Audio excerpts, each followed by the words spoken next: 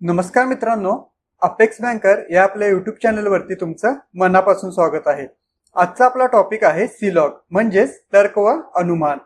स्पर्धा परीक्षेमध्ये या विषयावरचे प्रश्न हमखास विचारले जातात। चला तर मग सुरुवात करूयात।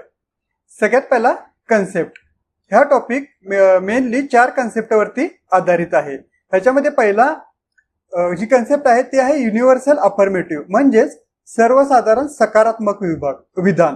ह्याच्यामध्ये एक थेट विधान दिलेलं असतं, जसं की इथं सर्व ए हे बी आहेत।